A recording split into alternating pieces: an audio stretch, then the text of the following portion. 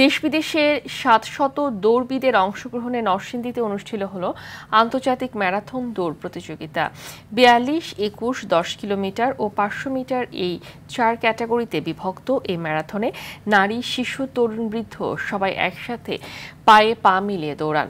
অনেকে অংশ নিয়েছেন প্রথমবার, অনেকে আবার একাধিকবার। তাদের চোখে মুখে ছিল উচ্ছ্বাসের চিহ্ন। সবার একটি প্রত্যাশা, সবুজে ভরে উঠুক দেশ ও সুন্দর হোক আগামীর প্রজন্মের ভবিষ্যৎ। শরীর ও মন সুস্থ রাখতে দৌড়ের বিকল্প নেই। এ ধরনের আয়োজন তরুণ প্রজন্মকে মাদক থেকে ফিরিয়ে আনতে সক্ষম বলেও মানে অনেকে।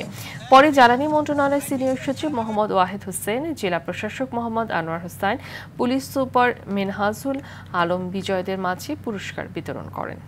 মাদক থেকে দূরে থাকতে পারে, খেলাধুলায় অংশগ্রহণ করতে পারে, শরীর স্বাস্থ্য ভালো থাকবে ম্যারাথনে অংশগ্রহণ করলে। জীবনের প্রথম আমি এখানে অংশগ্রহণ করলাম, খুবই ভালো লাগছে, আমি খুব এক্সাইটেড।